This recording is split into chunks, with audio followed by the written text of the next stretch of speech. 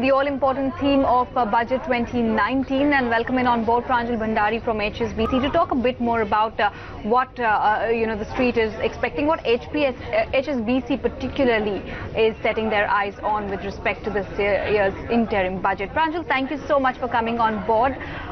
First up, I'd like to understand, how are you looking at this year's budget?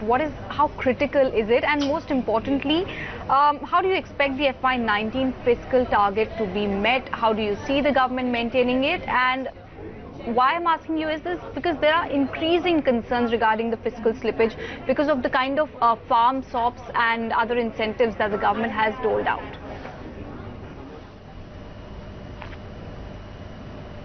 Sure, thank you very much. So I'll start with FY19.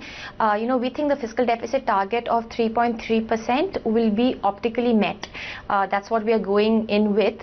Now we understand that there have been a lot of slippage, for instance, in the monthly GST revenues, shortfall because of the oil excise duty cut, shortfall in income tax, in spectrum sales and so on. But we also think there are a lot of offsets. For instance, this year the government is dipping into the GST cess fund, which we think will actually offset half the slippage on the GST front at least. Then of course it can cut a lot of expenditure. We are already seeing that the Capex budget has been cut. A lot of the Capex expenditure has been pushed off budget. So on budget it can be a smaller number than budgeted, and also some of the current expenditure, some of the smaller schemes, those can be cut down quite a lot. So that will have an impact on growth. It will slow growth, but we think the 3.3% fiscal deficit target will be optically met. So that's what we are thinking about FY19. Now moving on to FY20, we think there will be some slippage. The government earlier had spoken about a deficit target of 3.1. We think it will be 3.3% of GDP instead. And the main reason for this will be the fact that this is a national election year and rural incomes are doing poorly, and something new and something powerful has to be announced on that. And we are expecting some sort of direct cash transfer program to get announced. At this point, we are assuming that whatever they announce will subsume some of the pre-existing rural schemes.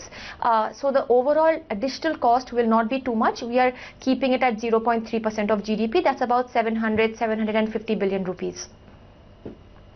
Schemes do you expect in terms of rural? When you say that about 70,000 crores is the number that you expect it via the universal basic income route by cutting down subsidy on fertilizer or maybe some others. How do you expect this to come up?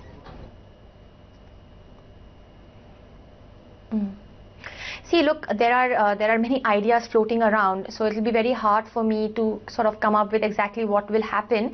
But broadly speaking, I think some of the contours that we are expecting is that they come out with something which implies a sharing of financial burden with the states, so some sort of split between center and state, and also some sort of subsuming of some old schemes. So over time, some of the schemes that can get subsumed are fertilizer, the crop insurance scheme at this point, perhaps the MSP as well, but I think that can only happen gradually. When we talk about the net borrowing, even in your report you mentioned that you expect the net borrowing by the government to rise faster than the nominal GDP growth. What does that imply and what does that mean for rates in the system?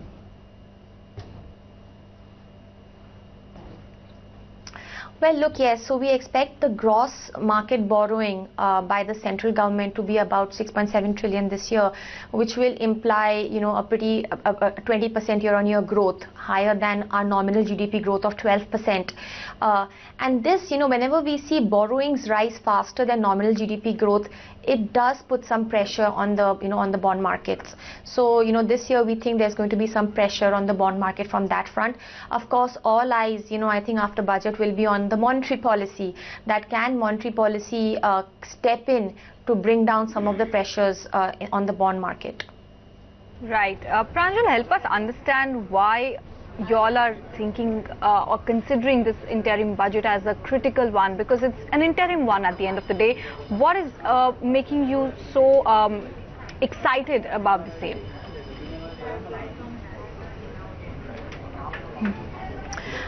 Well, yes. So, I think we've just got used to getting excited about this central government budget. It gets a lot of attention. But I think despite it being interim, it's important to watch out for it for a couple of reasons. One is that it does lay out the plan over FY20, which the current government has made. So if the current government were to come back to power, in the national elections, then these are some of the things they would do. Second, even if they don't come to power, we have some other government in power. This will be a sort of like a benchmark or a statement of accounts that can be used by any government. And also third, a lot of things that they announce on Friday will have implications for someone like the RBI when they think about monetary policy over the next couple of months. So for all these reasons, I think it does hold some importance, although we understand it's an interim budget. Right. In terms of you said that, they have a, area where infrastructure expenditure can come down. But, even Capex, even SME businesses are not particularly doing well. For that, a Capex pickup is needed. So do you expect along with a rural push, there will be something around the Capex lines as well, where there could be some pickup over there, which can create jobs as well?